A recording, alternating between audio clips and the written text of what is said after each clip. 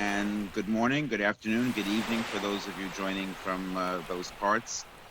This is Matt Meyer. I'm the Secretary General of the International Peace Research Association, and very, very pleased and honored to be co-emceeing and facilitating today's conversation, which we have been calling Many Movements, Many Steps Forward, Perspectives from Turtle Island, Abya in a global context. We're deeply honored and thrilled and excited to have four amazing organizers and thinkers and strategists with us today.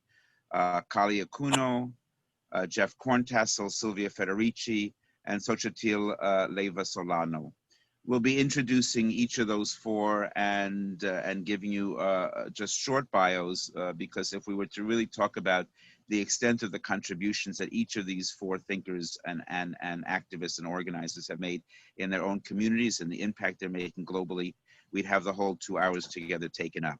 So you're going to get little mini bios, but hopefully in the conversation, you'll find out a lot more about each of them if you don't know already.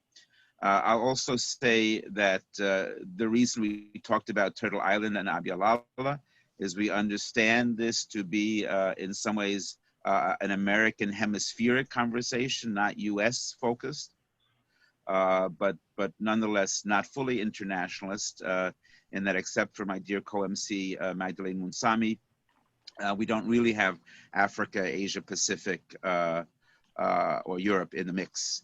Nonetheless, we thought this was an important next step for the conversations that we've been having within Movements of Movements. And again, if you don't know, Movements of Movements, amongst other things, is a 2-volume book project edited by Joyce Sen. It's also been part of a discussion group that's launched a website just recently, movementsofmovements.net. That's all strung out as one word, lowercase together, movementsofmovements.net, which is meant to be a thinking space and a companion website to the books where we can look at the movements of movements globally and strategically in terms of how we can build together more effectively to look to the radical futures that we need in order to survive and thrive as liberated people. So welcome to this space. Welcome to the second conversation of Movements of Movements. Those of you who were with us for the first conversation when a variety of authors, including myself and my co-author, Usaina Alidu, said some words about our contributions and how they've changed in time since the book came out a few years ago. We also had at that 2 non-authors from that series, Rose Brewer of Minneapolis, People Strike, Black Liberation Movement, and Johanna Fernandez of New York, where I'm based. And so in conversation, contributors to those books and non-contributors set a context for talking about this historical moment. And it's quite an honor to sort of continue that conversation in a deeper focus now with 2 contributors, Xochitl and Jeff, were both authors in that book, and Kali and Silvia, who are of course dear friends and comrades, but who were not featured in that book at that time. So without further ado, we want this mainly to be a conversation. I'm going to introduce my co-MC, who will begin introducing the speakers. We've asked each of them to speak for only 10 minutes. And we're going to be strict about that because we really want to go quickly into a conversation amongst the 4 of them, and then a dialogue and conversation with all of you who are here with us today. We understand that there's no one movement and there's no one strategy forward. It's many movements, many steps forward. And in that light, it's actually a great thrill to introduce a dear comrade, a dear friend, who's also a distinguished organizer within her South African and international context. Magdalene Moonsamy is Chief Attorney and founder of the Women's Justice Foundation. She's a former South African Member of Parliament, a leader of the African National Congress Youth League and the Economic Freedom Fighters. But Moonsamy has distinguished herself as a strong supporter of contemporary decolonization movements, with substantial experiences working with freedom movements of Western Sahara, Amazonia, Palestine, Tibet, and beyond. Maggie was recently appointed Deputy Chairperson of the African Union's Africa Peer Mediation Review Mechanism. But make no mistake about it, Maggie is primarily not a politician. She's a radical activist and organizer. It's a great thrill to be sharing this facilitation and MC with you, Maggie. Please, from South Africa, take it away. Thank you so much, Matt. I am so blessed and I'm so excited that the COVID has caused us to join together as progressives.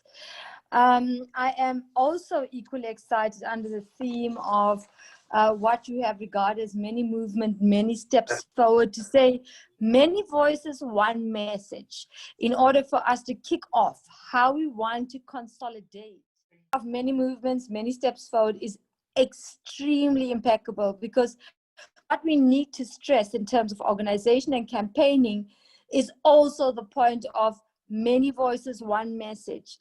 I am delighted. I am exceptionally delighted to be part of this, not because I have any particular reason, except for the fact that we are in a space, and the note that has been issued out against neocolonialism, the challenges facing indigenous people, the gender issues, the indigenous issues, the issues of Black struggle, has become so pertinent.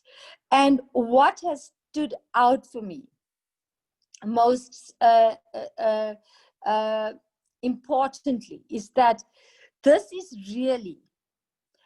pandemic has really given us the opportunity to say resist with peace, but resist with changing mindsets.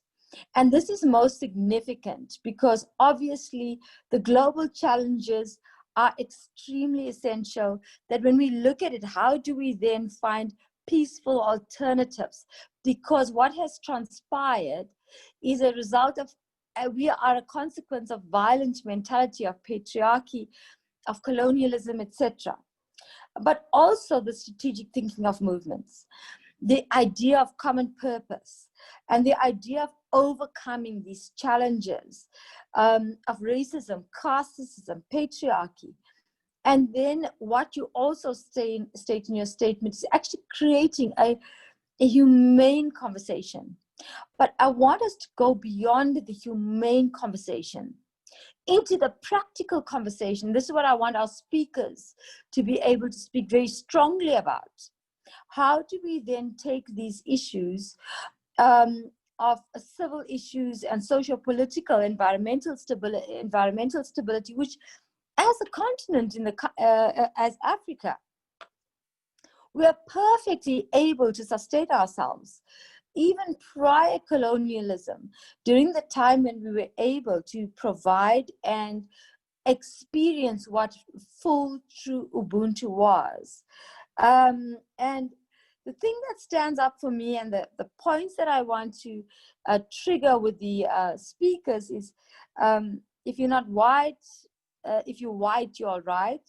But also, you're not a human being. And that is something that has come out consistently from oppressed movements all over the world, including the Sahrawi people, Palestinians, South Africans for that matter, that if you're not white, you're not all right. And this is something that we are saying enough is enough, but let's go to a strategic level. I want to, before I introduce the first speaker, just because I want to be a slightly sentimental Matt, and thank you so much for having me, is just referred to a piece of poetry by Molly Miller, to be of truth, indigenous woman. It's your way, like the shine from the stars, the beauty in beadwork, the beauty of grandma. It's my way to keep negativity as a stranger. Never be jealous, envious, vindictive. To never snag a fella, but instead I choose to snag my dreams, ambitions, ambitious consciousness, to be a light. And this is what we are. We are saying, and this is what I'm saying, Matt, before I introduce the first and second speaker, is that it is time for the oppressed people of the world who've acted in absolute consideration of peace, and have been subjects of human rights violations. It is our time. This is our moment. And we are not going to lose the moment. It is our time to change the geopolitics of the world. If I may be allowed, Matt, the first speaker is Dr. Jeff Corntassel. Now, obviously, Matt has summarized the briefs because there are extensive achievements, but he is a writer, teacher, and father of the Cherokee Nation, associate professor, Indigenous Studies Department at the University of Victoria, and acting director for the Center of Indigenous Research and Community-Led Engagement. And one of the things is that his research and teachings, and I'm looking forward to this, is focused on everyday acts of resurgence. And this is the thing that we need to understand. What are these acts of resurgence? How do we, in the contemporary environment, reanalyze and reconceptualize our acts of resurgence? The intersections between Indigenous resurgence, climate change, gender, and community well-being. He's currently completing his work for the forthcoming book, and we're waiting for that book, so please don't take too long, Dr. Jeff, on sustainable self-determination, which examines Indigenous climate justice, food security, and gender-based resurgence. I'm not sure, Matt, if I should proceed with the second speaker or allow Dr. Jeff to make his input. I'll wait for your guidance. Let's get Jeff, jump right in, and we'll introduce Silvia in a moment when Jeff is done. So. Awesome, cool. Wado Maggie, Wado Matt, Osio Nigada, Gali Heliga, Jite Doha, Jeff Ganoholido Corntassel Dagwadoa, Shalagia Yetli, Aguena Sa'i, Ichoda Galski Go'i. So it's an honor to be here. I'm on the unceded lands of the Lekwungen and Wasanich peoples here on the west coast of so-called British Columbia in so-called Canada, but on Turtle Island. And I'm from Cherokee Nation, as Maggie said, and thanks for that wonderful introduction. And it's good to hear you all and see you all during these difficult times. So I'll keep my comments brief. I'm really anxious to have these conversations amongst ourselves. So I titled my talk, Not Our First Pandemic, Envisioning Life Beyond the State and Indigenous Pathways to Justice. So it's a kind of an ambitious title to cover in 10 minutes. So I'll give you kind of the overview, and then we can go in deeper in our conversation. But as I see it, we're living through two pandemics, and we've seen both pandemics before. The first pandemic is ongoing colonization, and the second pandemic is COVID-19. And we're in desperate need of vaccinations for both of these. And we're finding it in our communities. We're finding it in our everyday acts, as Maggie said. And we also have seen in Canada what they consider to be essential services. So the essential services for Canada, in addition to teaching, in addition to other services, they have focused on extractive industries as essential. And so they've continued the work on Site C Dam. They've continued the work on the Coastal GasLink program, which is another gas line being run through Wet'suwet'en territory. And they've also continued the work on Trans Mountain Pipeline. And so there's resistance to all of these, and the resistance is strong, it's robust. For Trans Mountain Pipeline, for example, Kanahus Manual and the Tiny House Warriors have been standing in the way of the pipeline for a few years now, and on Secwepemc territory, and defending the land. And despite losing a recent court case, that has not deterred them from standing up for the land and standing up for the rights of the people. The other aspect to that is because these essential services are so, how would you say it, are being pushed by Canada and by corporate entities, what they've missed and what Indigenous peoples are pointing out is the close relationship between these industrial or man camps and violence against Indigenous women and children. And so this form of patriarchy, this form of violence, highlights the need to counter these forms of extractive industries because they're harmful in many different ways. And so you'll often see with the tiny house warriors, Kanahus will say, you know, we don't want man caps near our territory, right? Because we know that that link is very real. In a sense, what happens to Indigenous peoples' bodies also happens to the land and vice versa. That relationship is so closely intertwined, you can't separate the two. For Indigenous peoples, I would say that our essential services are much different. Our essential services are our relationships to the land, our relationships to the water, our relationships to our extended kin, our extended family, making sure that we keep those fires going strong. And for Cherokees, we have this notion of gadugi, which means no one person is left to struggle alone. It's a sense of community camaraderie. So the way that our nation was able to practice gadugi is we provided food packages to elders and to families in need during the pandemic. Over 73,000 meals were provided during this pandemic. And so we have that sense of gadugi, and that's what runs through my veins. That's what runs through me in terms of my motivation.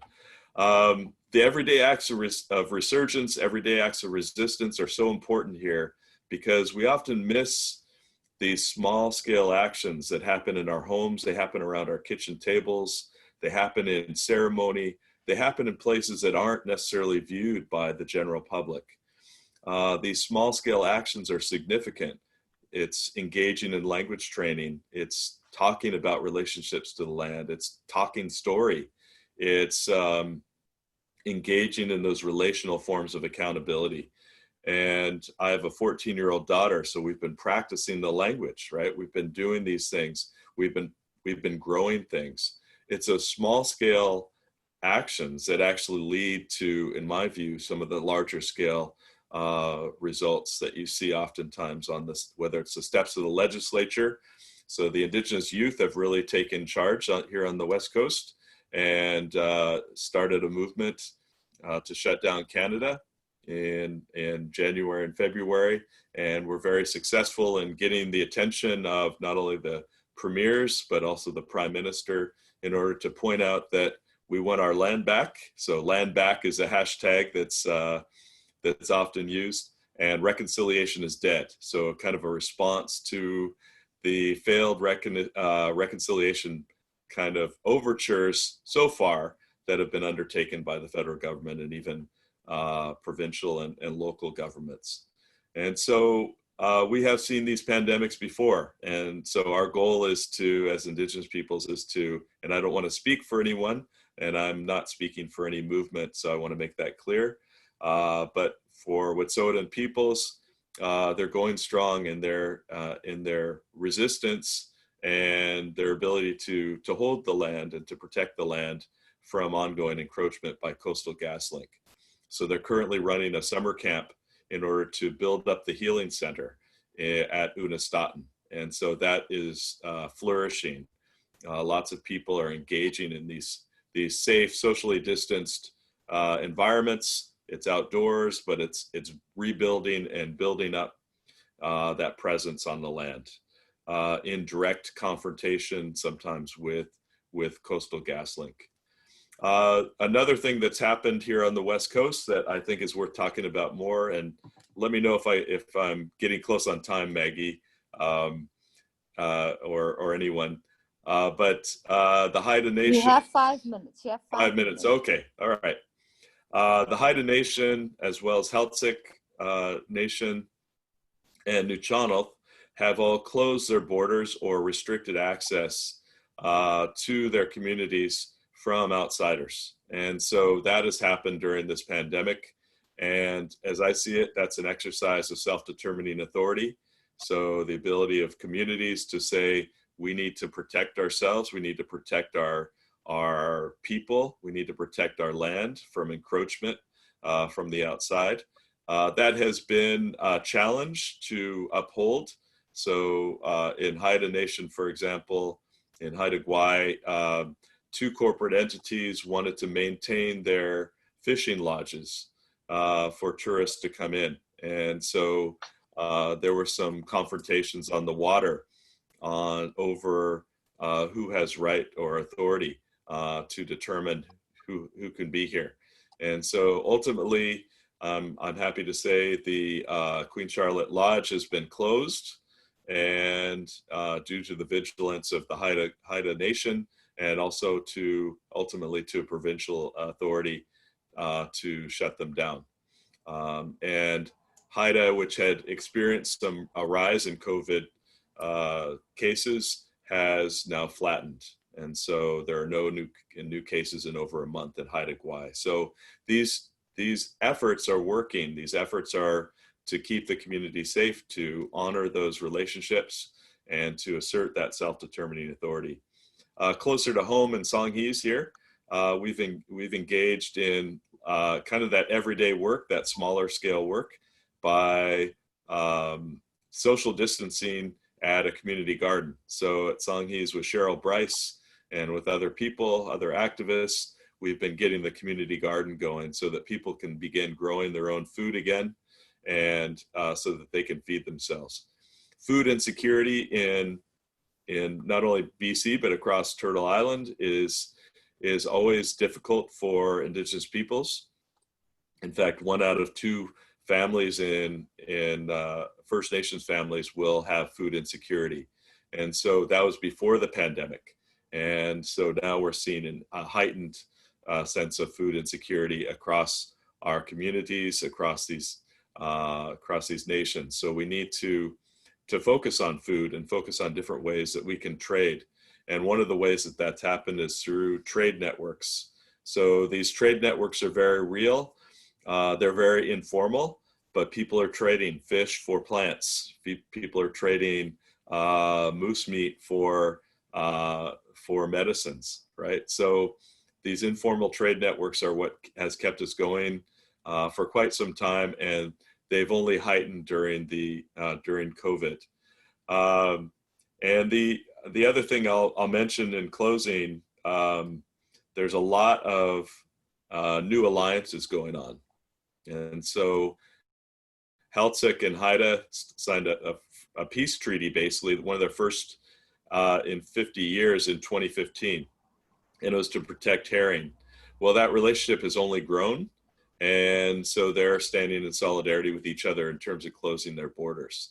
The Mohawk alliance with Wet'suwet'en, for example, is relatively recent, but it has grown in terms of, it has deepened in their intention to promote self-determination for all Indigenous peoples. And then we see a presence on social media. So we started a page on Instagram called Everyday Indigenous Resurgence, a group of us, and it was to highlight some of the work that people are doing every day to promote their health and well-being as Indigenous peoples. And so we've had different hosts each week, and they've pointed out how that they, and oftentimes it's food, it's through music, through humor, through all sorts of different techniques, but it's a way to inspire and motivate people as we undertake these struggles and these challenges during COVID. So I think I'll close there, other than to say, we need new treaties, we need new vaccines for colonialism, we need new vaccines for COVID, of course, but our biggest vaccine is our health and well-being, and promoting our self-determining authority. So I'll close there. Thank you so much, Jeff. I think that is extremely impeccable. The fact that you identified 2 pandemics and the fact that there can be a solution for the pandemic of colonialism, which is resurgence and resistance. I think that is one thing that we have to be very, very solid as a people that are behind solidarity and a peaceful movement in the world. We thank you for the fact that you've given us a lesson that you teach your child. The language, we need to teach our children what they need to protect for the future. I think the issue of treaties, yes, is there, which is also the new alliances, but importantly, the informal trade, learning to go back to basics as indigenous people, which colonial mentality does not understand, the importance of informal trade, of what we have and how do we sustain ourselves as we did as an African continent. I really do not mean to be dismissive of you. I'm exceptionally stressed for time because Matt is sending me WhatsApp messages and I'm exposing him now. But this conversation, I think, has taught us such high-level issues, and we need to keep engaging, and we must be considerate of that. So thank you very much. Your blessings and your love to your people, and just know that we need to keep working on it. But this is just our entry point for where we go from here. So thank you so much, Dr. Jeff Corntassel. We really appreciate your valued inputs. We're now going on to Silvia Federici. Now, Silvia Federici is a feminist activist, writer, and teacher. In 1972, she was co-founder of the International Feminist Collective, the organization which launched the Global Wages of Housework campaign. And we know that she's obviously a Marxist, unless she proves otherwise. But obviously also active in anti-neoliberal globalization movement in the 90s. Silvia has helped co-found the Committee for Academic Freedom in Africa. Thank you very much, Silvia. Dedicated to supporting African student and teacher struggles in structural adjustment, which as a continent we are struggling with right now, especially at a point where we deal with a lot of COVID corruption, and structural adjustment programs are what we've tried to resist for a very long time from South Africa and the continent at large. But most importantly, I think the opposition to the death penalty. I think that is a very serious contribution. Silvia is also an extensive author, and we wish to go into detail, and a professor in international studies. Silvia Federici, we are so looking forward to hearing from you. How are you? And please consider Matt's time constraints of 10 minutes. Okay, thank you very much, Maggie. Thank you to all. It's really a great honor to be here. And you know, I'm in 10 minutes. It's not easy. And I don't speak for any particular organization, but for many years now, and especially over the last decades, I've been involved with many feminist groups, collectives across in Europe, in the United States, and also in Latin America and Africa, and much of what my 3 words of wisdom here are really inspired from that. And first of all, I agree with what Jeff and what you have said, that the crisis we are facing multiple crises, not one crisis, accumulation of crises, and the COVID is not a sanitary crisis alone, a health crisis, but it's a political crisis, primarily a political crisis, because it's very clear that you know, what has been taking place is the product of you know, decades and decades of dismantling of the most fundamental, basic you know, elements of our reproduction, the destruction of agriculture, the poisoning of cropland, water, air, destruction of sanitary system. And I think, as you said, Maggie, that in a way, this is making is bringing the spotlight and is making very, very evident, you know, what has been there all along. You know, that in fact, the COVID pandemic has actually put the light on a situation that was already, you know, critical on so many levels. And it's difficult to think of responses to the here and now, which are not at the same time responses for the long term.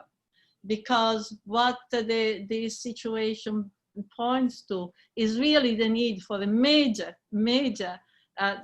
social transformation at so many levels. And of course, much depends on where we are located, you know, and the kind of, you know, place, because we obviously each can give a certain contribution. And my inspiration has come a lot from what I've seen, the rise of new feminist movement. And this is what I want to bring to this conversation, you know, more the Marxist movement that do see the importance of an anti-capitalist perspective. They do see the importance of creating another world with a completely different logic, will come from the realization that capitalism is an anti-life system. And, but at the same time, I have also very serious problem, you know, with the Marxist tradition, because the Marxist tradition has completely obliterated, you know, the whole question of reproduction, all the spheres of activities that are so fundamental, you know, to the reproduction of our daily life, and where women have been most primarily engaged. And there's been an idealization of industrialization, of automation, of technology, and so forth. So I think what is encouraging to me today, and I see that this is the direction in which we have to go, is that on one level, there is a feminism that is now anti-colonial, anti-racist, and anti-capitalist. Latin America is a fantastic example. It's also a feminism that is very rooted in very local situations, specifically local situations, but has an internationalist perspective.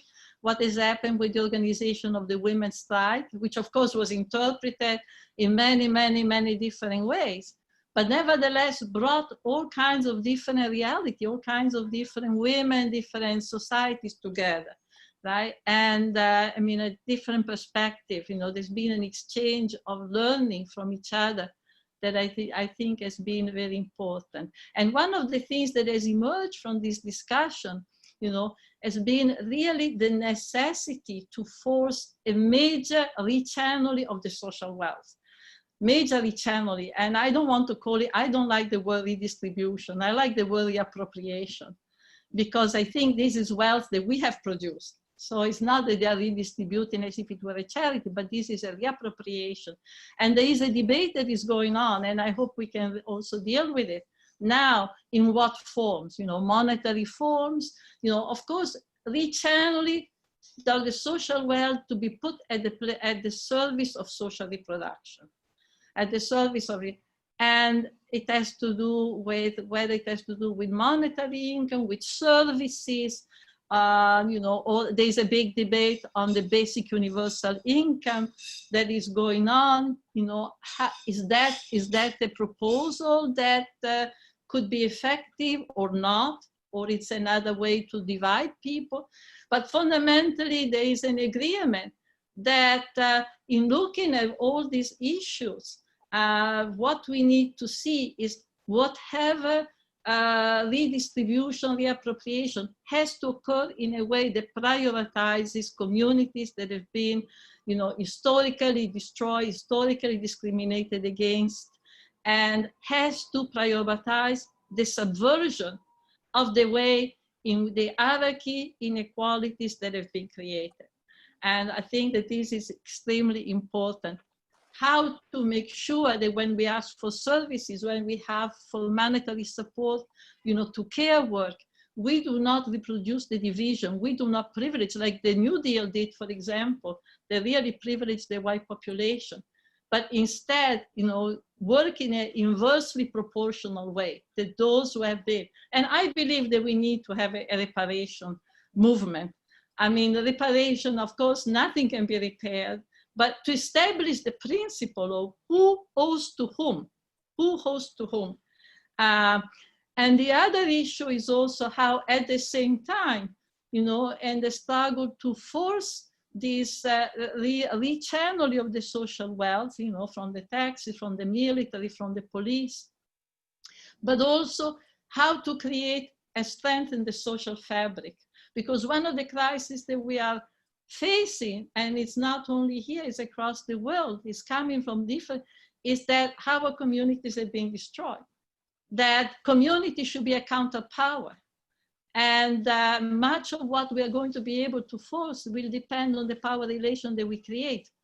And so because of economic restructuring, industrial restructuring, land expropriation, forced migration, so many of what were once vibrant community or community which had the power to confront the state, now have been disintegrated. And how do we integrate that? I've been very inspired by what I've seen, for example, in many, cities in Latin America, Buenos Aires, Santiago, where in front of a massive crisis, people forced off the land, having nothing, being forced to urbanize, women have come together. And as they have fought with the state to reappropriate some wealth, at the same time have also created all kinds of infrastructure in the community that give them some autonomy. They give them some autonomy that strengthen the tie, creating, for instance, forms of cooperation in the way people reproduce themselves. One example is the collective kitchen, but many, the urban farming. All of this has been very, very important, right? So to me, this is an issue that I would like to see also developing more in the United States, right? Because we need to open up spaces below, spaces of collective decision-making, spaces of I like very much, the plan, the Jackson Kush, when we speak about the popular assemblies. The popular assembly as a space where people come together and collectively decide what to do, debate, and create also forms of control over the state. What I mean is, if we demand services, we want better healthcare, we also have to be able to control, make decisions about how these services are administered. How these services are organized, so they are not organized in a way that discriminates or humiliates us. Today, in many, I know in a Black community, many women are afraid of going to the hospital to give birth because they know they are afraid of how they're going to be treated. And the level of mortality among women, Black women giving birth, as we know, it's like the same as in slavery, and the mortality among infants, right? So many women go with a doula. The idea of you don't go alone to the institution, you don't go alone to the hospital. I think that this way of creating power from below, creating form of autonomy, creating infrastructure and form of solidarity where you do not confront the institution alone. I think that this is extremely important. And, I think that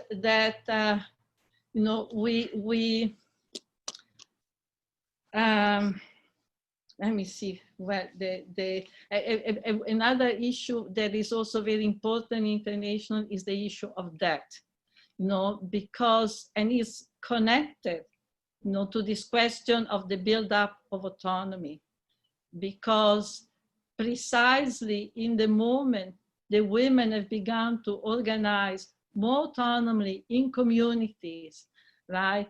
All kinds of new financial organizations have begun to come into place, offering subsidies, offering forms of monetary support, which is creating a massive, massive debt.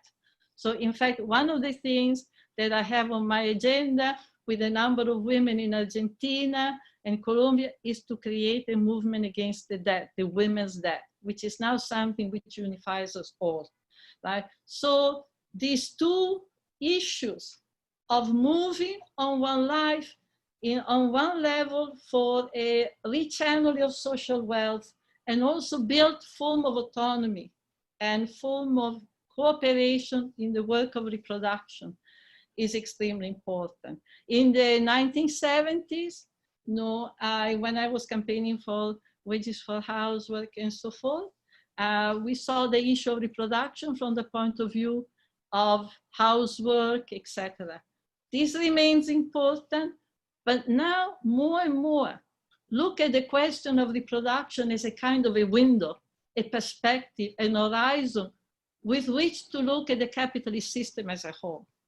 A capitalist system which is a system, again, that does not guarantee our reproduction. A capitalist system that systematically subordinates our life, you know, to the question of profit and private accumulation of wealth. So to me, this centrality of reproduction, you know, which inspired a lot of ecological struggle, inspired the struggle that Jeff was talking about in the indigenous community, in defense of the land, in defense of the water, you know, is extremely central. And this is what I hope we're going to discuss, you know, today. Wow, Silvia, Silvia, thank you so much. And let me just say, as we move along, you opened it by suggesting that you weren't speaking for any organization, and that may be technically true. But those of us who have been involved in radical organizing also know that your work over decades have influenced so many organizers and so many organizations in such profound and challenging and inspiring ways. So Silvia, thank you. And we'll just jump into I want to add something, only one small quick thing, which is that I work now with a group of women in New York, but we are connected with other women, that is called Feminist Research on Violence. Feminist, we have a website where, and maybe I can talk more about that later. And also, I'm going to urge you to share the website in the chat so we all can see that. Silvia referenced the People's Assemblies and the work of the Kush Plan and Cooperation Jackson. And so it is indeed an honor and a pleasure to introduce the next speaker, Kali Akuno. Again, these next sentences will do little justice to describe the depth and the worth and the breadth of what Kali has contributed and continues to contribute. But for those who don't know, Kali Akuno is the co-founder and co-director of Cooperation Jackson. He's a leading initiator of the People's Strike movement, which is an ongoing campaign and coalition and united front. A lifelong organizer and revolutionary, Kali has also served as director of special projects and external funding in the mayoral administration of the late Chokwe Lumumba of Jackson, Mississippi. Kali was the co-director of the U.S. Human Rights Network and the executive director of the People's Hurricane Relief Fund based in New Orleans, Los Angeles after Hurricane Katrina. Kali is a co-founder of the School of Social Justice and Community Development in Oakland, California. And he is the author of Jackson Rising, the economic struggle for democracy and Black self-determination in Jackson, Mississippi, which was published by Daraja Press and has a forthcoming new edition with PM Press. Please take it away and share your perspectives, dear brother Kali Akuno. Well, first, it's a pleasure to be here. Jeff, I've heard of you. I'm looking forward to your new book and your work to learn from. Silvia, I've learned so much from your works over the years. So it's a pleasure, to be here with everybody. So much, a part of what I wanted to cover was in part touched on by the two previous speakers. So I'll try to touch on a couple of different aspects. And with the brief amount of time that I have, because 10 minutes is not going to do it all justice. Speak about, one was the question of decolonization. The other one was about social reproduction. I think I would be remiss to not speak on the kind of current struggle, which is gaining global significance around anti-Blackness and all its different forms of representations that are taking place. And we live, I think, in a fairly unique time to see this being raised as a global question, not just a US question or a question in the Western Hemisphere, but a global question, and particularly how it's beginning to emerge as a result of massive waves of migration all throughout Europe and increasingly in Asia, but also in different ways within the African continent itself, with many of the different struggles that are taking place there about who is a citizen, who has a right to be where, who has a right to work, who has a right to land and access to resources in the face of the massive displacement that is happening because of the deepening crisis of capitalism and imperialism all over the planet. This particular, I think, iteration of it is pretty unique, at least as I see it here in the United States and some of the English-speaking world. And I think it's something that we need to build on, because at least in my lifetime, I've never seen this degree of both confronting anti-Blackness openly and directly, and not just say counter whiteness or white supremacy, but also raising question around how anti-Blackness occurs in quote unquote Latino communities or Indian communities, et cetera, as a direct result of, you know, the last 500 years of capitalism and the various forms of subjectivity that it held African people in, but almost everybody else on the planet too as well, but particular forms of hierarchies and how they were constructed and produced to not only manage labor on a global scale, but for the various forms of kind of social control that they imposed upon us to create the madness that we're living in now. And so the thing I think to me that is remarkable, again, at least here in the United States, is to see so many different people, but particularly white folks, taking up the struggle and finding themselves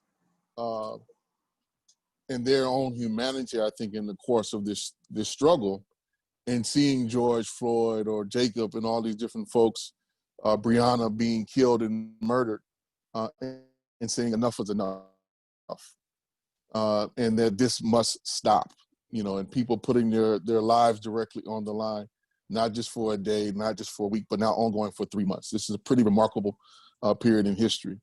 And I think we have to now kind of, in the face of a deepening crisis around capitalism and the resurgence of neo-fascist and right-wing authoritarian movements, not just here in the United States, but all throughout the planet, we have to figure out, I think, how to consolidate this and bring all these different struggles together.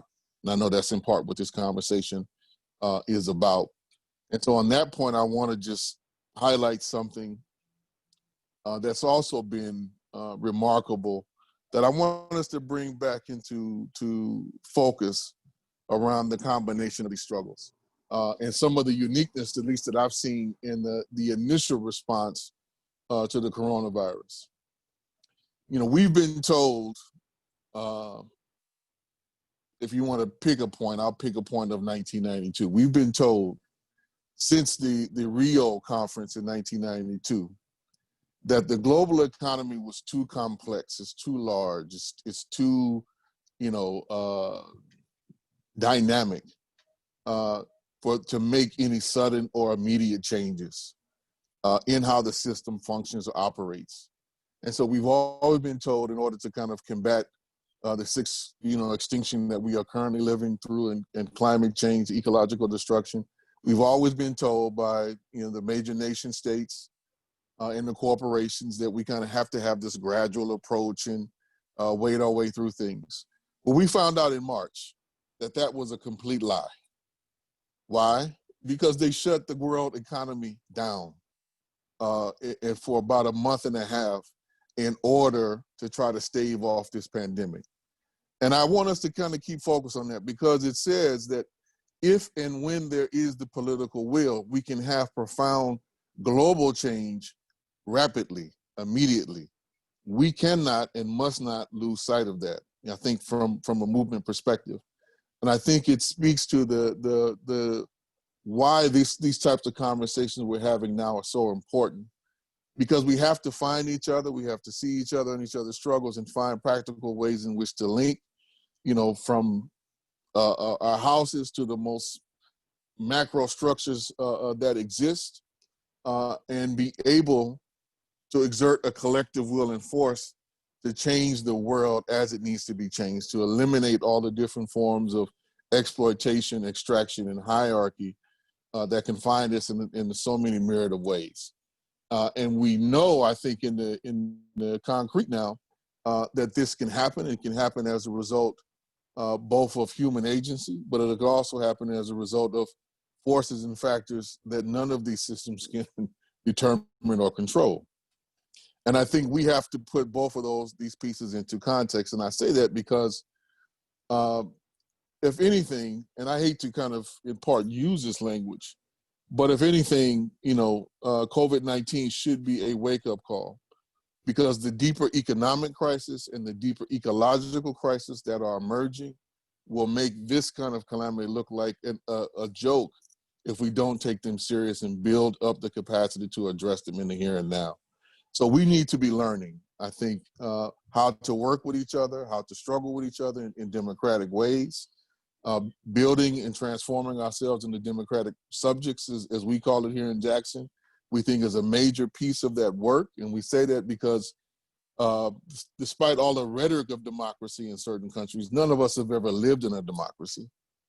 So we don't necessarily know how to be that. And that takes the work really at a grassroots level to first figure out how to be. I think within that, we have to bring back so many of the customs of our ancestors, be they First Nations or be the indigenous peoples, or in my case, all the tools and lessons that my enslaved ancestors learned and passed on, and how to survive this brutality, how to survive this utter inhumane system, and in the midst of that, how to find joy, how to reproduce ourselves, how to love each other despite all of that.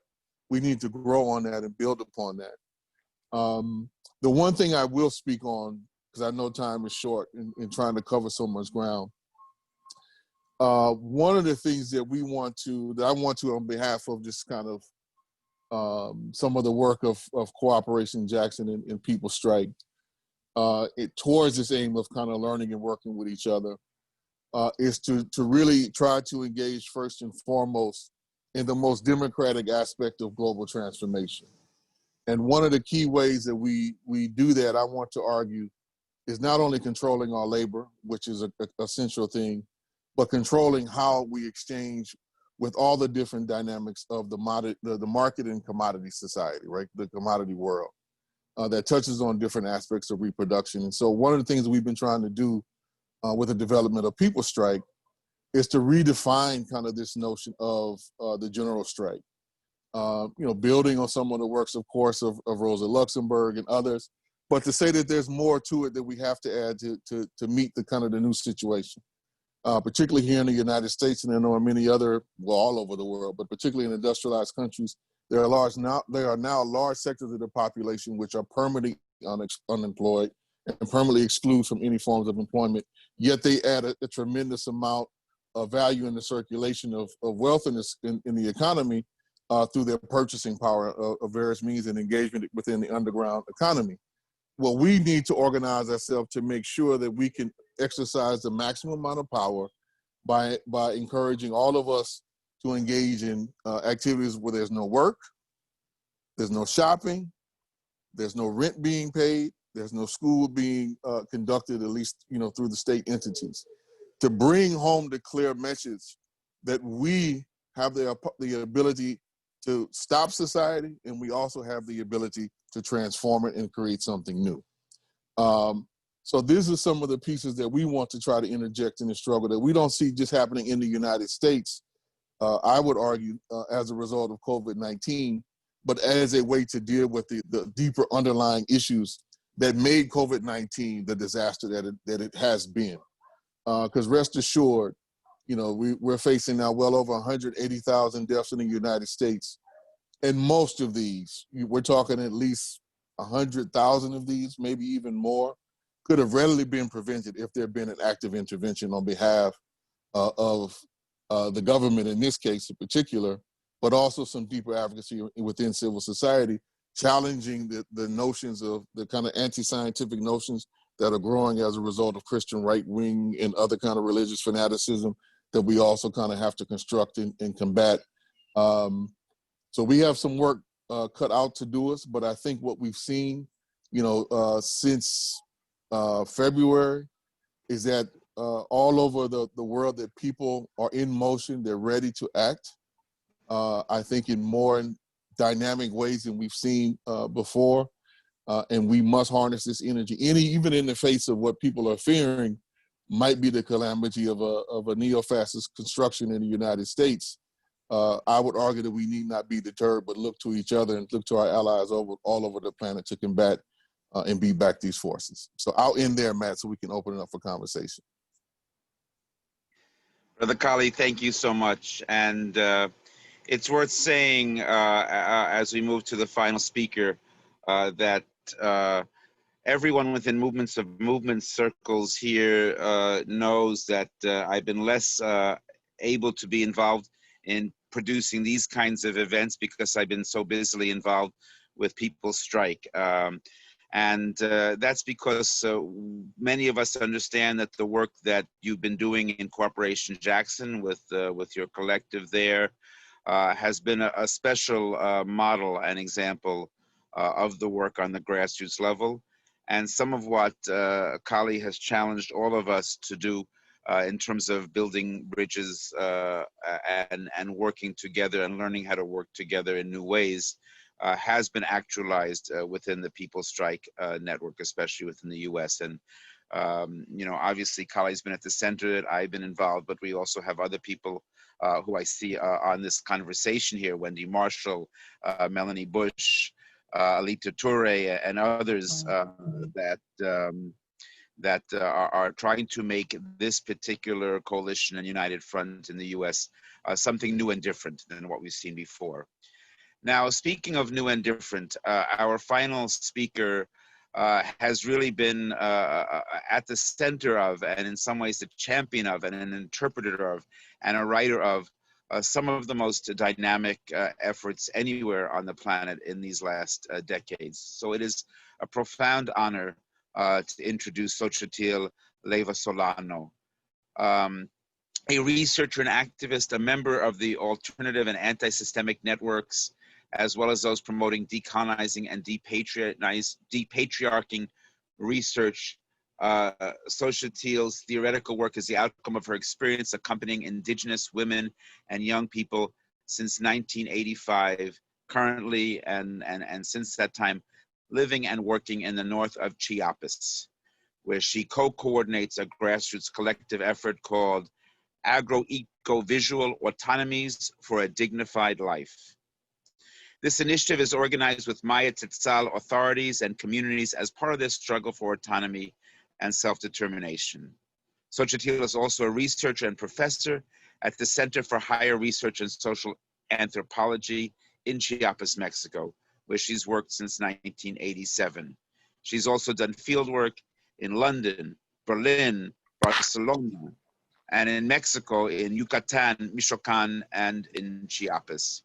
Amongst her books and many contributions, and I said she was a contributor and is a contributor to the Movements of Movements books, she also is author of Power and Regional Development, of La Condonia at the Edge of the Water, of Encuentros Antropológicos, Power, Identity, and Mobility in Mexican Society, of Governing in Diversity, Indigenous Experiences from Latin America, and many, many other pieces of work. Again, a great honor. Our final speaker before we go into general conversation. Xochitl, take it away. Hi, good morning, everybody. Thank you very much for this invitation. It's an honor for me to be with all of you.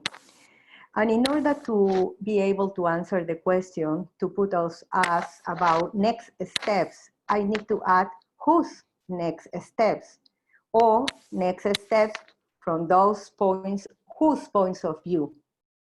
Something we have been learning from the anti-systemic movement in the last 3 decades is that there is not just one way of moving forward. Let me explain. In Mexico, for instance, in political terms, there are many underbellies, both sides and actors at the bottom, los abajos, that are currently in movement and disputing territories, resources, and people. There is an underbelly that supports organized crime networks, and their steps are taken in order to get an advantage out of the pandemic and to expand in all possible ways and directions. Then There is the bottom that supports the institutional partisan left, whose most ardent goal now is to keep the party system, in Spanish we say partidocracia, in place and be able to maintain the dynamics of the election. This is due to the economic spillover that the system of political parties ensures them and the power that it allows them to exercise at all levels. But there is also the bottom left of a strongly anti-capitalist, anti-patriarchal, and anti-racist conviction. And it is to this pluriverse, which I feel part of, that I want to turn my attention. The point is to be open and learn the lesson from this pluriverse bottom left, but also try to contribute something so that each and every one in their own respective geographies and calendars, as the Zapatistas like to say, can reflect, draw their own conclusions, and then decide on the next step to be taken. This is the first part. I'm going to go to the second part. The second part is called Zapatista Steps Breaking the Siege. As you know, in August 2019, the Zapatistas announced the creation of 7 new caracoles, thus reaching 12 in total. At that time, they say, now we shall also have centers for Zapatista autonomous resistance and rebellion. In most cases, these centers will be the headquarters of caracoles, good government boards, and Zapatista rebel autonomous municipalities. And this is the end of the quotation. This initiative was the product of community assemblies and persistent political work, highlighting the role of Zapatista women and youth. The Zapatistas indicated that their initiative was also in response to the siege that, for them, was represented by a government policy that destroys, and now the quotation, a government policy that destroys communities and the naturaleza, the policies of the current government that calls itself the fourth transformation. This is the end of the quotation. So the Zapatista struggle against the capitalist hydra is now clashing with the patriarchal nationalist development policy of the current, in inverted commas, leftist Mexican government. This Zapatistas' action could be read as an invitation to break the siege that the pandemic has placed on us. I am referring to the planetary mental and physical siege of the pandemic that came to paralyze many of the mobilizations that were taking place on the streets in various parts of the world, and Latin America was not exception. Breaking the siege of the pandemic, or if you will, breaking the pandemic experience as a siege and taking to the street again is what is happening. Take, for instance, the United States and Walmapu, where social unrest is motivated by the repressive and violent use of police and military forces as part of the nation and the state. In times of the current pandemic, these forces have exacerbated the use of violence as a form not only of control and repression, but of extermination. This is the war of extermination that the Zapatistas have been talking about very early on, from 1998 onwards. Since then, they have warned us of a fourth world war against humanity. This is the end of this part. Now, the third part. The steps of racialized women. The steps of racialized women are reweaving the web of life from our territories, bodies, and Earth, Mother Earth. But we are not leaving out the ontoepistemic, spiritual, theoretical, and ethical dimension of life as a struggle in resistance. Reweaving the Web of Life is an open invitation by the Guatemalan Network of Healers and the Maya feminist Lorena Capnal, who is part of that.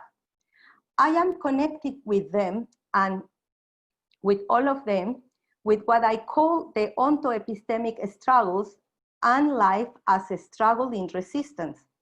These struggles are not separate, they are a whole, even though modernity coloniality for centuries has tried to separate them. Little by little, over the last 2 decades, racialized and marginalized women, it means us as racialized and marginalized women, have been connecting, weaving and bonding in the basin of our own concrete struggle. Even as more and more crises and wars have been penetrating our bodies. It is an unplanned weaving, an unplanned articulation, a global scope that involves indigenous, Black, brown, mestiza, spotted, trans, lesbo, and feminist women. We have in common our thoughts that are feeling and our feelings that are thoughts. Our embodied practices that we have led us to put our bodies on the front line in order to resist violence, horror, and death. In our life struggle, it springs from the territory, the body, and the Mother Earth that we inhabit. We are facing and acting in this ontoepistemic dimension. And I emphasize this here because I believe in it and work on it every day with my comrades. It is vital to continue with this ontoepistemic weaving since with the pandemic, it has become very clear that our deeply felt thoughts must be interwoven from our racialized bodies in order to tackle important issues. For example, how can our bodies be insubordinated and resist the deadly projects of capitalist patriarchal coloniality? We have written a book, but the book is just a tool. What is important is how we have done the book and what we are saying in that book. This bunch of women, more than 20, and all women that included their diverse body, cannot be framed in the conventional category of social movement or even women's movement. It is closer to what the Zapatistas have called women who struggles, mujeres que luchan. Que luchan, the struggle against oppression, discrimination, dispossession, and violence in its multiple forms occurring each and every body in our own geography and calendar. I believe that in order to continue creating and connecting our own ways of thinking that spring from our racialized bodies, we need to contribute each and every one of us on the basis of our own potes. I'm using Latin. Our own potencia. I'm using Spanish. And not only based on what we call in so many imperialist languages, power. And it is what we have been doing without fighting a particular template, without getting identified with a specific current paradigm or way of thinking. We try then to avoid being legitimized by academia or scientific knowledge, or even in also, we don't want to be classified by the exquisite militant wisdom. Of course, this goes against modern coloniality reason that has placed science, scientifics, and experts in the superior domain. But it also goes against the heteropatriarchal power of the left. Leaving the pyramid of knowledge that despises common sense, popular knowledge, and all knowledge generated outside the university and academic institution, it is a very difficult task for sure. In times of the pandemic, it's even worse because scientific knowledge is once again brandished as the panacea, the only way to solve this health crisis. And this is the end. I close just with this last paragraph. Mexico is a good case in point. Every morning we wake up to the televised triumph of a white male undersecretary of health, updating figures in hand and backed by the scientific medical knowledge that pretends to know everything and dominates everything. And thus he tries to persuade us that the only way out of this crisis, in singular, is a vaccine. I don't deny the importance of the vaccine, but I don't agree that is the way and the only way. Faced with this spectacle, there is no doubt about the importance on continuing to strengthen the creation of our own deeply felt thoughts emanating from our racialized and marginalized territories, bodies, and lands. Thank you very much. Sorry, I took more, 1 minute more. Sorry. Thank you very much. Please don't apologize, and let us just say thank you. You know, there's so much wealth of information and inspiration that the four of you have presented to us. And there's much I'd like to say in reaction to it, I'm sure Maggie as well. But in the interest of beginning an exchange, a conversation, a dialogue, I'm just going to jump quickly to the first question that came into the chat from Alex Papelli. We want to encourage other people to add questions and comments to the chat. And we also want to encourage the four of you panelists to speak to one another and ask questions of one another as you wish. But before I get to this first question, I will just say this.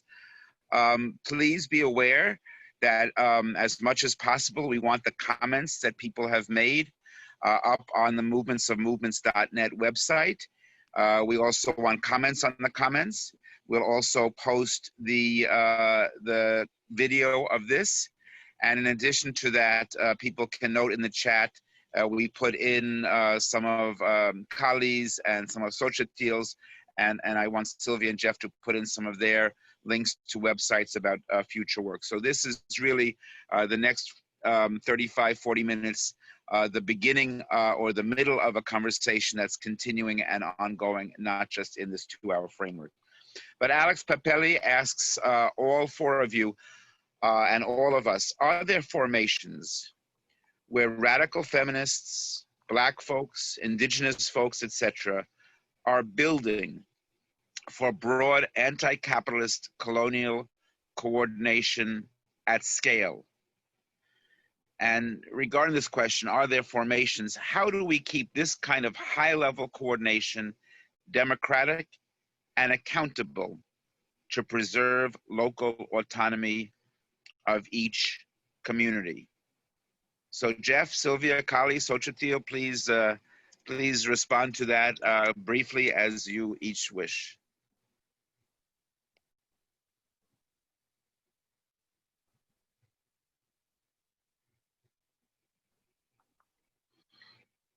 Go ahead, Silvia. You've leaned in first. Yes, since I'm no. Well, you know, to me, some of the most inspiring things is what I've seen developing, for example, in Argentina, particularly in Argentina, where there have been the feminist, let's call it feminismo popular, what they call, which is really indigenous women, campesinas. It's certainly not the state feminism.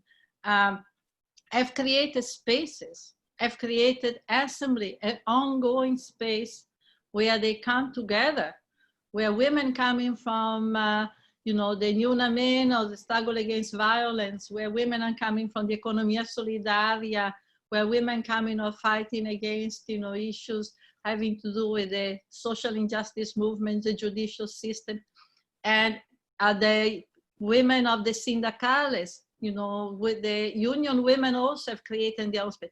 And this is one of the most powerful things I've experienced. And it's a kind of, in my mind, I'm not saying a model, there's no model, because there are so many different ways of going depending on one's culture, one's history, but this capacity to create these spaces where people not only discuss, but bring their experience and make decisions.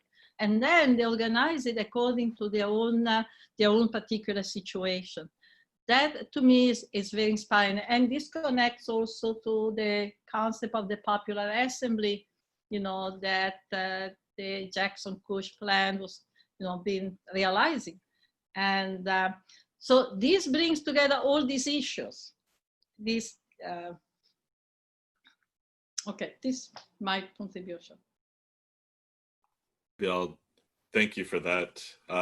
Yeah, I think in Canada, what I've seen is some of the biggest movements, especially potential movements involving all this full spectrum of society, have been at Unistaten. So the Unistaten camp, which was formed in 2009. And it's not coincidental that these movements are led by Indigenous women. And so Indigenous women have led the way in terms of promoting the protection of the land. So the Healing Center at Unistaten is a widespread coalition of peoples coming together to protect the land. And in the same way, the Tiny House Warriors at Secwepemc and with Kanahu's Manual. So yeah, I see this potential. And we talked earlier about how resurgence is really the antidote to colonization, and resurgence speaks to a turning away from the state, and a turning away from the state in the sense of decentering state interests, so making the state redundant in some cases, finding alternatives. And so in these cases, we're talking about developing new trade networks, developing new economies based on Indigenous livelihoods, based on our relationships to the land. So it's a great question. I think a lot of it is still work in progress, work in formation. Let me just say, as we switch to Kali and Xochitl, Xochitl asked to repeat the question, which I have now copied and pasted into the chat for everyone to see. And in the meantime, just to make things more complicated and maybe interesting, we have two other questions that can either be part of your answers or laid into future answers. One is from Brian Drolet, looking at this Marxist-Leninist question. Is there an understanding outside of Marxist-Leninist analysis that needs to be discussed? I think we've already heard some of it and seen it in the Zapatistas and other indigenous peoples, but let's make some of that conversation perhaps more explicit. And then from Dave Lewitt, the question of movements, is it only for the long run? Or are there particular forms of resistance that can come together and needs to come together now, or between now and November, to replace the Trump white Christian coup? So there are short-term, long-term questions, there are ideological questions, and then there are the initial questions. Kali, Xochitl, keep this rolling. Yeah, I mean, I would, from the original question, I mean, I paused because I think the way it was formulated was kind of really pivot upon revolutionaries within a particular framework. I don't see that much of anything within that framework, like the old, internationals that many of us have been a part of, or maybe still are a part of. That being in the predominant form, there are tons of spaces and tons of things throughout the United States and globally that I'm aware of that radical and revolutionary forces are involved in and making contributions to. But there's a broad ideological spectrum in all of those kind of formations. So it's more like forces making a contribution to. I mean, I think you can look at almost anything that has been emerging over the last couple of years you know, from Occupy to the movement for Black Lives. I mean, there's a broad ideological range and a broad kind of alphabet soup of organizations, local and regional and national, kind of international coordinating centers and bodies within all those. But that would be kind of one piece, is what do we mean by this kind of revolutionary? As Xochitl was saying, like who and who's kind of at the center, what the priority is. That is a kind of a challenging question. I think the piece around in the short term, I mean, I know we have been trying to build, for as an example, and just as one example, trying to build all these kind of combination of elements within the People's Strike, but it's far from where we want it to be, and far from able to be able, I think, to take on in a coherent manner that kind of what I call the Jacksonian coalition, modeled after Andrew Jackson, which I think is what Donald Trump is more or less actually following in a number of different ways. It's not there in terms of scale yet, but I mean, I think we also have to look at new forms of organization and struggle, because if you look at Portland or Seattle or New York or in DC, et cetera, things where there's been kind of an ongoing level of activity and protest since June, it's been very much of an autonomous nature. And it's been largely somewhat kind of spontaneous. It's not to say there's not organized forces that are involved or participate or interject or try to move things, but that is not what is really stimulating folks to come out. It is a much more broad response, and I think we need to kind of really look at that.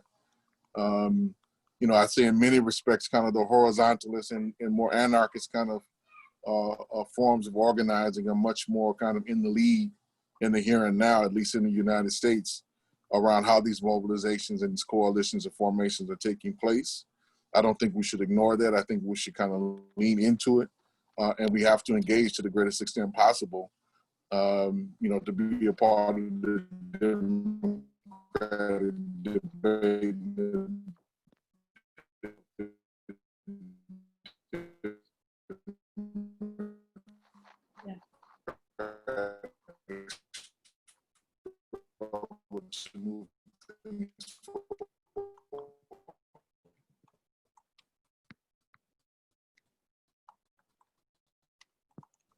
Callie, I think I'm not the only one who's experiencing some difficulty hearing, and it looks like Callie may have some audio problems.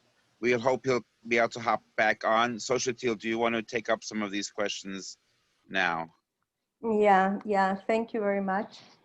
Yeah, the first question, really, Zapatismo, sometimes there is a problem because I speak all the time about Zapatismo, but you must understand that living in Chiapas for the last 40 years and before the uprising, being in the Zapatista region, doing at that time field work as an anthropologist, I was totally embedded in that movement in the sense of people in solidarity and being really taking part in building up transnational networks to support the movement, because we really agree with the political demands they put on the table. Then that's why I'm using all the time this reference, because it's like we were reborn after that moment. And in political terms, that is what happened with a lot of people, not only me, I mean, a lot of people even younger than me. Then I'm going to answer the first question when they say it's possible that indigenous, Black, lesbo, trans, feminists and non-feminists all together work. Is what we have been seeing since 1994. Maybe Blacks and Central American people were the last ones who joined this big neo-Zapatista transnational network that supported and supports the movement at transnational level. Then the most relevant events for us, I mean, women supporters, have been the last two encounters that were called by the Zapatista women. The first one, El Encuentro Zapatista de Mujeres, Zapatista Women Encounter, that was in 2018, and the second one, 2019. At that moment, really more than 9,000 women from all over the world. I mean, it's not just a metaphor. All the continents were present there with people from different types of anti-systemic, anti-patriarchal, and anti-colonial movements. Movement organization, or even people without affiliation. I mean, a woman without a political affiliation was present there. What happened at that moment? The event was the proper place to share our indignation, the way we have been suffering the consequences of all the different violence we are suffering at different levels. And what was important also was to see the way that Zapatista women were talking about for the first time the struggle not only against the hydra capitalista, the capitalist hydra, also the struggle anti-patriarchal and anti-capital together. That was the first moment, and that was very important because most of the assistants were identifying immediately. Then I could say that there is a kind of broad, diverse, and dispersed movement of anti-capitalist, anti-patriarchal, and anti-colonial women. It's not a movement in the traditional sense. It's women in movement in their own geographies and calendars doing different actions. And what is important, why it's important that we go to this Zapatista territory and we join there, is because we get inspiration, we identify each other, and we continue building. I mean, I have been doing this for more than 24 years, and it's something that a lot of women do. Continue building networks, exchanging knowledge, exchanging information, exchanging ways of building up autonomy. And who is doing that? Us, in lots of different ways. That's why it's very difficult to say movement, because movement, even movement of movements is much better, but movement implies really like a movement. And then in that sense, we can say that what we get from the Zapatistas is inspiration, spiritual support, and we can see the example of how autonomy is built up from everyday practices. And from that, we find or we look for our own way of doing that in different parts of the world. That is the answer. That's it. I would like to stop there.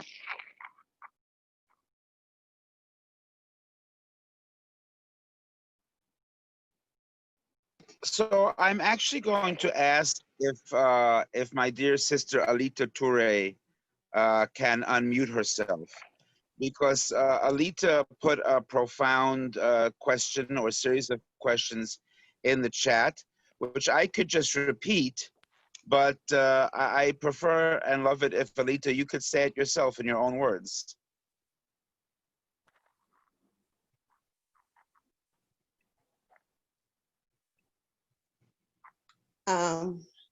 Okay, thank you, Matt. Did you see the question I had? Okay. Can you hear me? It's a great question. I saw it. Go ahead and ask it. Okay.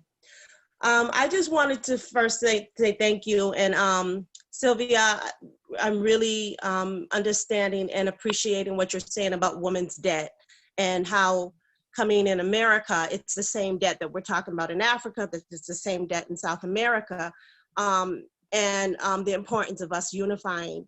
Also, she was just talking on present power, and how we are seeing that needs to be transformed, you know, that power that is over us. And so my question was just basically, what do you all, each one of you, What can you paint? If you were to envision right now the new world wish list, where we all, in our many facets of where we're from, said, here's our wish list, let's do it together, we're gonna cross them off as we go. What would that wish list be? And I say that because we're unified here, and the narrative is still the same. No longer if our work is hustled to keep what I put here is that we're hustled to keep the bread to be produced for the capitalist pushers, right? Right now, especially here in America with where we are in this corona as well as the uprising, but we're no longer, our bodies are being pimped, which is a bigger thing too, of providing a constant patriarchal society to stay as fascist system with the toxic masculinity that we're dealing with in all our countries, being pimped, you know, and trafficked. And so we're no longer also our children, Black, brown, and indigenous. So in the global auction, as I call it, by dictator stolen land, still in order to support all the intersections that we are birthing a nation where Black mothers like myself, we're still feeling like we're breastfeeding, still imperialism as servants unwanting. And we're doing our parts, but what is the wish list? If you can paint that for us, each one of you, what can you see that we can all task oriented do with knowing this and needing a new feminist, new world, new thought process? Hopefully. Wow, I knew it was going to be correct and more powerful to ask you to ask that question yourself without me restating it. Thank you, Sister Alita Toure, coming at us from California. Who wants to begin shaping an answer? Yeah, Sylvia, you're smiling. Go ahead. Unmute yourself first, though, dear. We could be here a long time to make a wish list, but I guess I'm not going to do a wish list for the future society, you know, because I agree in that with Marx, that envisioning now the new world, you know, given the level of lack of potential that we have, also is a limit on our capacity for imagination. So the wish list is only for now. What kind of things I feel that are so important, or that I see the women as women in particular, but people are struggling. You know, the wish list, it's obviously, you know, a society that in the United States and across the world, you know, is mounting a sustained struggle. As Kali said, is already happening, but a successful struggle, you know, reversing the heritage of 5 centuries of enslavement, you know, of murder, of dispossession. Also, a wish list is a struggle where, you know, and here I'm thinking of the feminist movement, where every child, you know, can be born with really a guarantee of a good life, of a prosperous life, where maternity is not a privilege of the few. One of the things that myself and other women are struggling around is also with the women's movement here, that too often is put abortion, you know, as the one and all of choice and control. And we know, for example, that to this day, from slavery to these days, Black women have been denied the right to be mother and criminalized. We have just finished a pamphlet in our group on the criminalization of pregnancy that is affecting, you know, particularly Black women, women of color, migrant women. And a wish list is also, but for me, fundamentally, a self-governed society, a society in which we have been able to reappropriate what has been taken away from us, and we use it collectively and from below, without the state. I'm very anti-statist. In this way, I'm not at all Marxist. And where we create the structures, you know, we organize and govern ourselves. This is the principle that runs through all my wishes lists, right? And of course, a a society without police, without war, without the military, without the system of surveillance, without capitalism. And I think that's already a lot.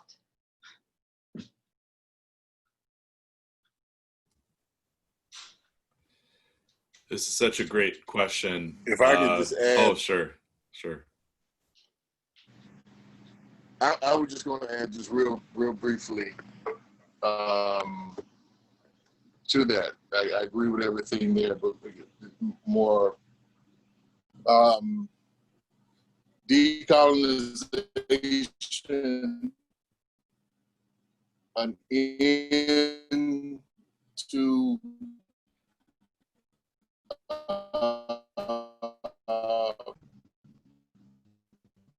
wage labor, and an end to commodity production. Like those would be that I think would be the starting points, the type of bottom-up human community revolution and transformation that we need. That's all I would add. I'll pass it on to you, Jeff. Odo Kali, yeah. This is such a great question, Alita, and I was kind of hesitant to even jump in because it's such a big question, but such an important one, because the late George Manuel used to say, we're truly colonized if we can't imagine a way out, if we can't imagine life beyond the state. And we've become truly cognitively colonized. And so this is, as I hear it, this is about futurity. This is about us envisioning our future lives together and different ways that might take shape. And I think for me, you know, a lot of it comes down to our treaties. And so our treaties were those visions of us living with multiple different peoples in ways that were productive and in ways that would honor our self-determining authority as Indigenous people. So those treaties to me still offer a vision. Of course, they haven't been upheld to a large degree, but then we have new treaties like the one that was in 2015. It was Indigenous Women of the Americas, Defenders of Mother Earth Treaty of 2015. It's all about Indigenous women protecting Mother Earth and coming together and making a commitment to take one action per year to honor that commitment. And so, and that's from a really cool movie, Condor and the Eagle, if you get a chance to check that out. But in the larger sense, I think of the 1980s in Australia, where Indigenous peoples began issuing their own passports. And so in a sense, bypassing the state of Australia and saying, we will admit you to our territory, whether you're from Eritrea, whether you're from a different country, or whether you're from a different region of Australia, we'll admit you to our territory if you promise to uphold this defense of the land and whatever that might look like for that community. And so for me, that's part of my future vision is looking at the ways that we can be creative and not just, you know, passports themselves can be printed, but having some weight behind those real movements that have occurred before. And then lastly, to the economy, I think the economy is founded on, you know, Vandana Shiva talks about, you know, three economies: the sustenance economy, the nature's economy, and the capitalist economy. And they can't exist without the other. And for me, it's about which economy are you feeding? And if we're feeding the capitalist economy, that's the economy that's going to grow. So I want a future where we're feeding nature's economy, the sustenance economy, so that we are honoring, you know, those 5,000 to 8,000 different economies that exist among those 5,000 to 8,000 different Indigenous nations around the world. So that, and I think of Peru, where Indigenous women bypass the capitalist system by bartering, by engaging in these huge trade networks. So I think there's a lot to be said about expanding our trade networks, expanding our notion of the gift economy, and really ultimately bypassing the state. So I'll close there. What else? Now, I'm going to just interject now, dear ones. Despite the vibrancy of this conversation and not wanting to be rigid about Western time constraints, we also want to be respectful of the fact that people gave 2 hours and we're coming up at the end of the 2 hours. So we're going to ask Xochitl if you'd like to respond to the question. And then I'm talking a bunch more than we expected because my dear Komsi Magdalene Moonsamy has informed me via text. They're doing this load sharing in South Africa now, which means she has very limited access to Wi-Fi. But in any case, let's try this.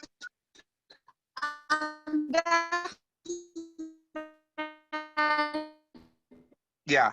So Maggie, we can barely hear you. Your audio is not really on for the moment. So hold on 1 second. Let's see if we can have the following. Xochitl, I don't know if you want to make. Can I quickly come in before it goes away? Can you hear me? Ah, yes. Okay. Maggie, 2 minutes, please. And we're going to get to closing comments from all of the speakers. Go ahead, Maggie, try. But if I can, before it goes back to load shedding, because, yes, okay. So for me, channeling of social wealth and appropriation, especially in terms of land, is important. Decision-making. The things that we face as women is the issue of sterilization in South Africa by forced sterilization, which is an issue. I have to say I'm trying to do this as quickly as possible, but this is a really super engagement. The other issue that Kali raises is actionization, and that none of us have ever lived in democracy, but I want to challenge Kali on the issue of whether we need to redefine democracy. That is my major issue to Kali. But Kali also says the regrowth of civil society, which I think is an extremely important issue the movement is trying to raise, and that is something that we want to do with people all over the world. Organized crime networks, I agree there needs to be a massive form of exposure. And then the issue of whether we are being a pacifist or dependent when it comes to food security. Why do capitalists bear the responsibility of food security on the working class? And that for me is really, really significant. The other is together the new forums of organization and struggle, and most important, indigenous communities, to see us as outside of humanity. And we need to raise that question, not that you and I don't understand it, or that nobody understands what the intention is, but the economy is built from everyday activism, and that is really, and my closing remark is the unity of people, and what Althea or Alrita says, do we have a wish list? We do have a wish list. We do have a wish list. And our wish list is that humanity is not engendered. Neither is the issue of how we need to perceive ourselves and our interactions with the world emerge. It is our time, and we need to capture the moment in terms of envisioning the new world. And this is our time, this is our space. And if I'm cut off, I'm sorry, but thank you, Matt. Thank you. I'm going to remain online for as long as I can. But our government obviously has been involved in massive COVID corruption. And I wish that we could also engage that issue.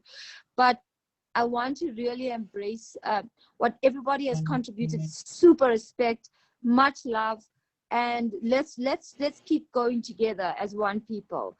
Much respect. Beautiful. Thank you, Maggie. I'm going to beg everyone's indulgence by asking each of our speakers to say any of your closing remarks of 1 to 2 minutes, each of you. And then I'll say a minute or so about some of the next steps in Movements for Movements process and future plans. We recognize that 2 hours, maybe 2 days, is not enough time to contain some of this conversation. But again, we see it as part of a process, and we want all of you to be part of it. So to our panelists, some closing 2 minutes. Well, I start again, and I want to say that this has been very, very important in this conversation. And I just use my minute or two to add to my wish list, which is, of course, I resonate very much with Jeff, the question of the land, the question of the protection of the land, the defense of the land, the forest, the waters, and also, to me, a wish list about the judicial system. And there definitely, with the abolition of, my wish list include the abolition of jails, the abolition of incarceration, and the police, but also, and I felt that this maybe is not enough brought to the center of some of the demands today in the movement, the end of the is an abomination which in a way sustains, in the United States. Really, it's, the modern form of lynching, and it's really the ultimate power of the state, to decide who's going to live, who's going to die. And I think that we need to give it a more central place in the struggle that are taking place today.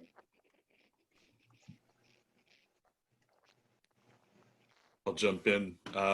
Wado to everyone, Matt, Maggie, Kali, Silvia, Xochitl, just amazing panel. And I look forward to engaging with your work and talking with you more, and to everyone who's been watching this. I don't have anything too profound to say, that to me it comes down to, what's the origin story of the state versus the origin story of indigenous peoples. And that tells you, where their power comes from. For the state, the origin is about repression. It's about criminalizing indigenous peoples, Black bodies, criminalizing trans people, criminalizing gay and two-spirit people. It's criminalization in order to control.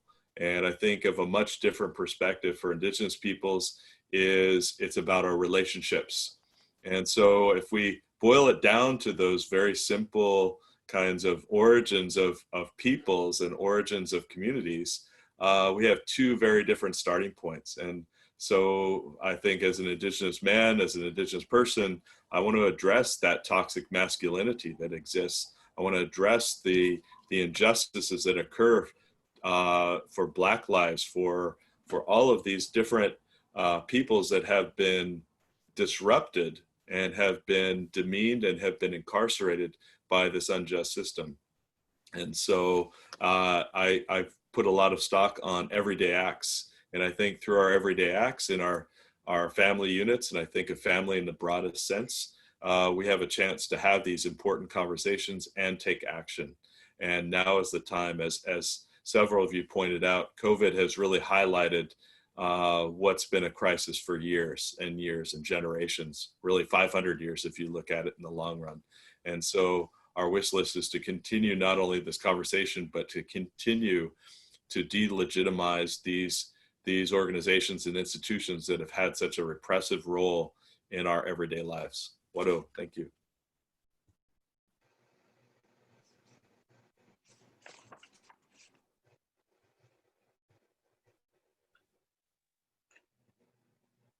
Kali, are you still with us? Are you able to join?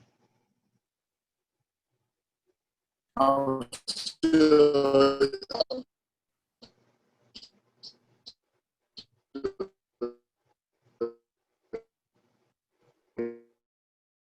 okay. We're not getting you as far as your connection. So let's go to Xochitl, and if you can get a connection before we have to end, we'll come right back to you. I thank you for this space. I would like to continue in lots of different ways, exchanging knowledge, but also in our territories.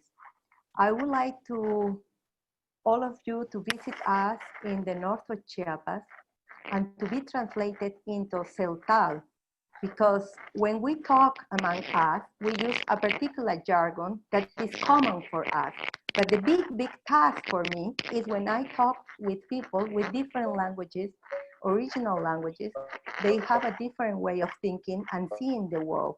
And the big challenge is how we connect And this kind of connections that are not only linguistic and it's not just communication, is the real connection, cosmic connection we can make, even despite of different languages and despite of different nationalities.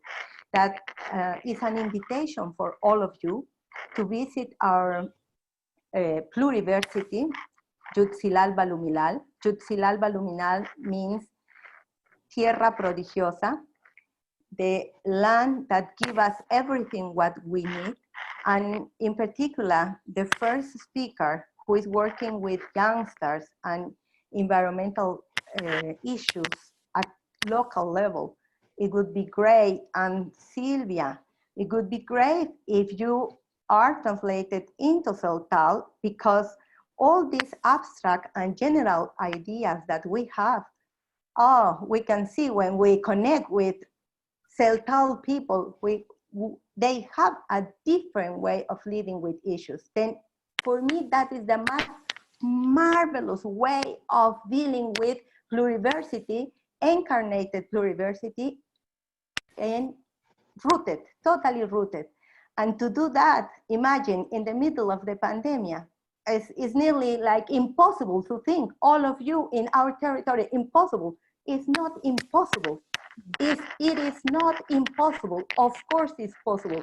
Which way? We have to build up that way.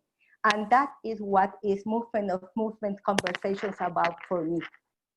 Doing the impossible things to be rooted and to really transform even our ways of solidarity and connection, transnational connections. If we manage to do that, I will be really grateful with all of you and also with myself.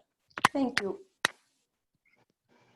Xochitl, we are grateful to you, and we should all note that even though Chiapas may seem like it's very far away to those of us further north, Xochitl, in fact, is not based in town in the center of the main city of Chiapas. She's actually had to travel into town just to get a Wi-Fi connection to be with us today. Kali, are you with us, and can you say your brief closing remarks?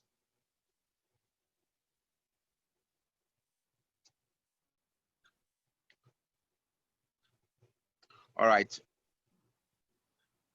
I think he was back, but now he's gone. So let me just say this.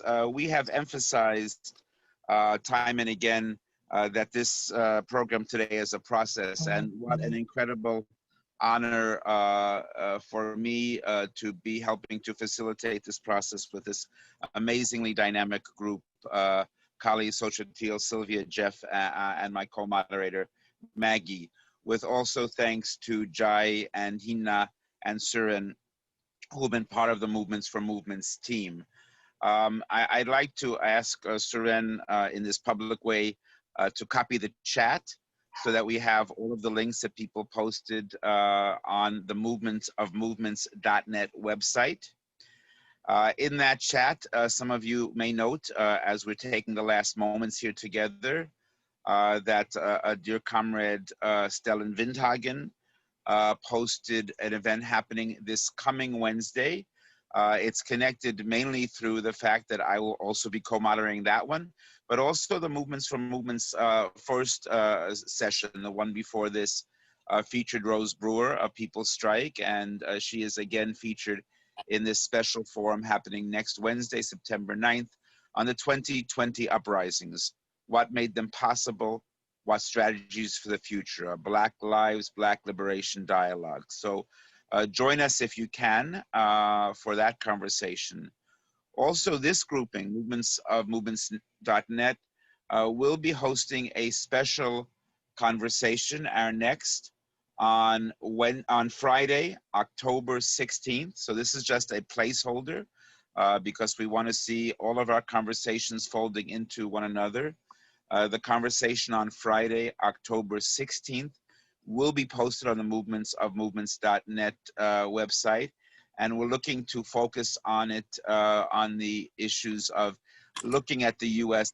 elections in international context. So not really having a U.S. perspective on who to vote for, but rather having an international contextual conversation about what it means to have a so-called election within the US. So again, that's Friday, October 16th. Look for movementsofmovements.net. There's no way of thinking about that and thinking about this without noting that Joyce Sen and Suren and Hina and I, in reflecting on who might be a speaker at that, we're of course looking around the world of great international speakers, but we're also talking about one US-born, New York-born speaker who would be great for that. That was David Graeber. Yeah. So the fact that David passed just this week is a sadness for all of us. And, you know, we've had too many passings in this last period. But like Sankofa in Africa, we look backwards to look forwards. So I think the last thing I'll say in closing today is a phrase that Xochitl herself just said, because I can think of no better phrase to end it to. Are we going to change the world? Are we going to make revolution? Are we going to turn the world upside down? As Xochitl said just moments ago to all of us, yes, it's possible. Yes, it's possible. Yes. Yes, it's possible. Thank you, all of you. Lots of love, revolution, and see you next time.